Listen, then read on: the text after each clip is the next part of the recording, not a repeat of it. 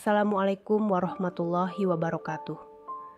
Selamat datang di kisah nyata official yang penuh inspirasi dan ketegangan ini.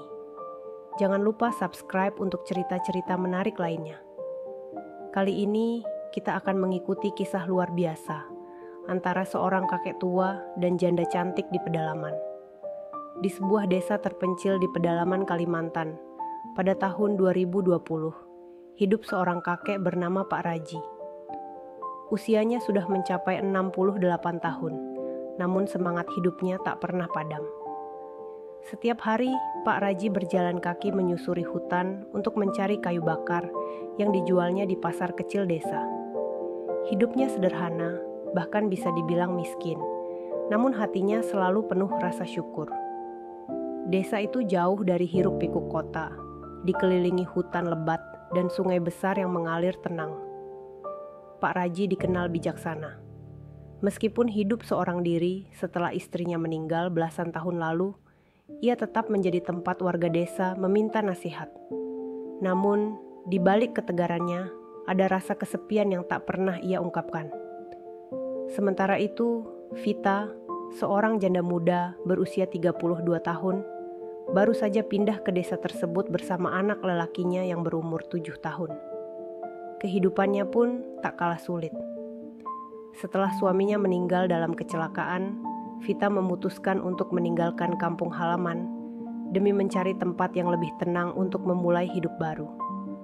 Penampilannya yang cantik dengan senyum lembut membuat banyak orang di desa terpesona. Namun, hidup sebagai janda di desa kecil tidaklah mudah. Banyak mata yang memandangnya penuh prasangka. Pertemuan pertama antara Pak Raji dan Vita terjadi di tepi sungai desa, tempat keduanya sering datang untuk menenangkan pikiran. Saat itu, Pak Raji melihat Vita yang sedang mencuci pakaian sambil mengawasi anaknya bermain air. Anak lelaki Vita, Dika, terpeleset dan hampir jatuh ke sungai. Pak Raji yang kebetulan berada di dekat situ langsung berlari dan menangkap Dika sebelum hal buruk terjadi. "Terima kasih, Pak," ucap Vita dengan nada cemas namun tulus. "Kalau tidak ada Bapak, saya tidak tahu apa yang akan terjadi." Pak Raji tersenyum lembut. "Tidak apa-apa, Bu. Anak kecil memang suka bermain tanpa memikirkan bahaya. Lain kali, hati-hati ya." Dari pertemuan itu, hubungan mereka mulai terjalin. Vita sering melihat Pak Raji berjalan sendirian membawa kayu bakar. Ia merasa kagum pada pria tua itu yang tetap bekerja keras meskipun usianya sudah tidak muda lagi. Begitu pula Pak Raji, ia merasakan kehangatan dalam setiap percakapan dengan Vita. Namun, hubungan mereka tidak selalu mulus. Desa kecil itu dipenuhi gosip. Banyak orang mulai membicarakan kedekatan mereka dengan nada sinis. "Janda muda itu pasti punya maksud lain," bisik seorang warga kepada yang lain. Vita mulai merasakan tekanan sosial, namun ia memilih untuk tidak ambil pusing. Pak Raji pun menyadari bahwa ada omongan tak sedap tentang mereka, namun ia tetap bersikap tenang. "Biarkan mereka bicara, Bu. Kita tidak bisa menutup mulut semua orang. Yang penting hati kita bersih," ujarnya suatu hari saat bertemu Vita di pasar. Namun, cobaan mulai datang, dan hubungan mereka diuji oleh berbagai hal yang tidak mereka duga. Kehidupan di desa kecil selalu penuh dengan cerita. Gosip tentang kedekatan Pak Raji dan Vita semakin menyebar, terutama setelah keduanya terlihat sering berbicara di tepi sungai atau pasar.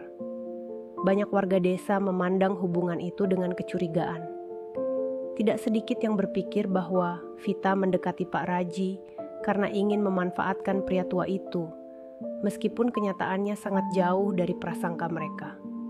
Vita mulai merasakan dampak dari bisikan-bisikan tersebut. Beberapa tetangga enggan menyapa, bahkan ada yang terang-terangan membicarakannya di belakang. Dika, anaknya, juga mulai merasa terasing. Anak-anak desa lainnya tidak lagi mau bermain dengannya. Vita merasa kesal dan sedih, namun ia tidak punya pilihan selain bertahan. Di sisi lain, Pak Raji tetap menjalani hari-harinya dengan tenang.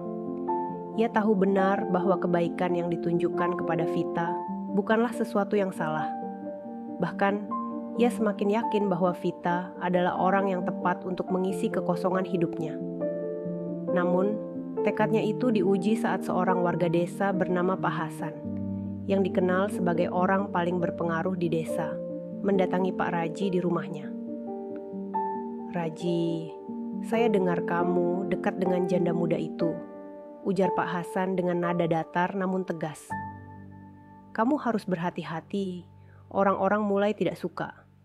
Apa kamu ingin nama baikmu rusak?"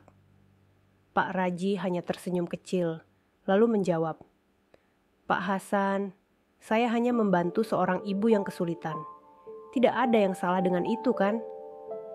Pak Hasan menggeleng, "Tidak salah, tapi orang-orang di desa ini tidak akan pernah melihatnya seperti itu. Kalau kau terus dekat dengannya, jangan salahkan mereka kalau mulai bertindak." Ancaman itu tidak menggoyahkan hati Pak Raji. Ia tetap bersikap seperti biasa, namun mulai khawatir dengan keadaan Vita. Ia tahu bahwa perempuan itu sedang menghadapi tekanan yang besar, dan ia tidak ingin hal itu menghancurkan semangatnya. Sementara itu, Vita mulai kehilangan kepercayaan dirinya. Suatu malam, ia duduk di depan rumah kecilnya, menatap bintang di langit. Air mata mengalir tanpa ia sadari. Ia merasa sendirian, tidak tahu harus berbuat apa. Di saat itulah Pak Raji datang, membawa sekeranjang buah-buahan yang ia kumpulkan dari hutan. "Kenapa menangis, Bu?" tanya Pak Raji lembut. Vita mengusap matanya, mencoba tersenyum. "Tidak apa-apa, Pak, hanya sedikit lelah."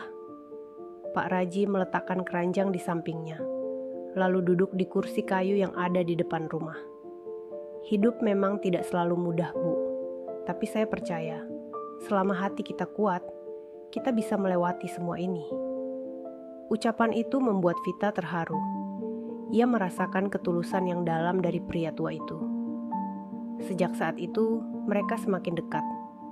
Pak Raji sering membantu Vita, baik dalam pekerjaan rumah tangga maupun menjaga Dika saat Vita pergi bekerja di ladang. Namun, cobaan terbesar datang ketika suatu hari rumah Vita dilempari batu oleh sekelompok orang tak dikenal. Batu-batu itu menghancurkan kaca jendela dan melukai Dika yang sedang bermain di dalam rumah. Vita berteriak panik, meminta tolong, namun orang-orang itu sudah kabur. Pak Raji yang mendengar keributan segera datang. Ia melihat Dika menangis dengan darah mengalir di dahinya. Tanpa pikir panjang, ia menggendong anak itu dan membawanya ke puskesmas terdekat. "Kita harus melaporkan ini, Bu," ujar Pak Raji dengan nada tegas setelah memastikan Dika mendapatkan perawatan. Vita hanya mengangguk, namun dalam hatinya ia merasa takut. Apa yang akan terjadi selanjutnya? Apakah mereka masih bisa hidup dengan tenang di desa ini? Cobaan demi cobaan terus datang, namun hubungan antara Pak Raji dan Vita semakin kuat. Keduanya mulai menyadari bahwa perjuangan mereka bukan hanya soal menghadapi gosip, tetapi juga melawan kebencian yang tidak beralasan. Apakah mereka mampu bertahan dan membuktikan bahwa cinta sejati bisa mengatasi segalanya? Setelah kejadian lemparan batu yang melukai Dika, suasana di desa menjadi semakin tegang. Vita merasa bahwa tinggal di desa ini bukan lagi keputusan yang tepat. Ia mulai berpikir untuk pindah, meski belum tahu kemana. Namun, Pak Raji tidak ingin menyerah. Ia percaya bahwa menghadapi masalah adalah bagian dari hidup, dan melarikan diri bukanlah jawabannya. Suatu malam, Pak Raji mengunjungi rumah Vita. Ia membawa beberapa bahan makanan dan sebuah rencana di kepalanya. "Bu Vita," katanya sambil duduk di kursi kayu di depan rumah, "saya tahu apa yang terjadi belakangan ini sangat berat untukmu. Tapi percayalah, saya tidak akan membiarkan kamu dan Dika menghadapi ini sendirian." Vita terdiam sejenak, lalu menjawab dengan suara pelan, "Tapi Pak, saya takut. Anak saya terluka. Orang-orang di desa ini sepertinya tidak akan pernah menerima saya. Bagaimana kami bisa bertahan?" Pak Raji menatap Vita dengan penuh keyakinan. Kalau mereka tidak bisa menerima kita, maka kita harus menunjukkan bahwa kita tidak seperti yang mereka pikirkan. kita akan buktikan bahwa niat kita tulus. Keesokan harinya, Pak Raji mulai menggerakkan rencananya. Ia mendatangi beberapa tetangga yang masih bersikap netral dan menjelaskan apa yang sebenarnya terjadi. Ia juga meminta dukungan dari kepala desa untuk melindungi Vita dan Dika. Meskipun tidak semua orang setuju, beberapa warga mulai melihat ketulusan hati Pak Raji. Namun, ujian terbesar datang ketika Vita dipanggil ke balai desa untuk menjelaskan hubungannya dengan Pak Raji. Banyak warga yang berkumpul, beberapa dari mereka menatap Vita dengan tatapan sinis. Pak Hasan, yang selama ini menjadi salah satu penggerak gosip, berdiri di depan kerumunan dengan wajah penuh kemenangan. "Vita," katanya dengan nada tajam, "kami ingin tahu, apa maksudmu mendekati Pak Raji? Apakah kau hanya ingin memanfaatkan dia? Kami tidak ingin desa ini dipenuhi masalah karena kehadiranmu." Vita hampir menangis mendengar tuduhan itu. Namun sebelum ia sempat menjawab, Pak Raji melangkah maju. Suaranya tegas, namun lembut. "Cukup Pak Hasan, saya yang meminta Vita untuk menerima bantuan saya. Dan kalau ada yang salah dengan itu, maka salahkan saya, bukan dia." Kerumunan menjadi hening. Semua mata tertuju pada Pak Raji. Ia melanjutkan, "Saya tahu banyak yang tidak suka melihat kami dekat, tapi saya ingin kalian tahu, saya mencintai Vita. Bukan karena apa yang dia punya, tapi karena dia membuat hidup saya berarti lagi." Keberanian Pak Raji membuat banyak orang terkejut. Beberapa warga mulai bersimpati, terutama setelah melihat ketulusan di wajahnya.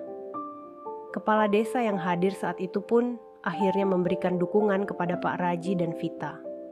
Ia meminta semua warga untuk berhenti menyebarkan gosip dan memberikan mereka kesempatan untuk hidup dengan tenang.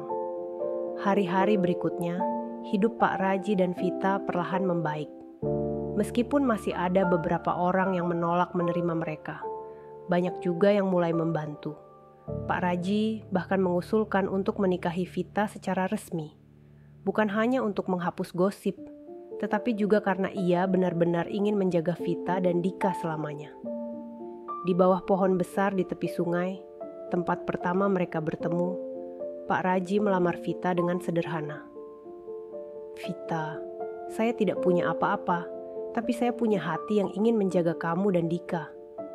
Maukah kamu menikah dengan saya?" Dengan air mata haru, Vita mengangguk. "Ya Pak, saya mau." Pernikahan mereka diadakan dengan sederhana, namun penuh kebahagiaan. Banyak warga yang datang, memberikan doa dan restu. Sejak saat itu, hubungan mereka tidak lagi menjadi bahan gosip, melainkan inspirasi bagi banyak orang di desa. Mereka membuktikan bahwa cinta sejati tidak memandang usia atau status, melainkan keberanian untuk menghadapi semua cobaan bersama. Pak Raji, Vita, dan Dika kini menjalani hidup dengan tenang.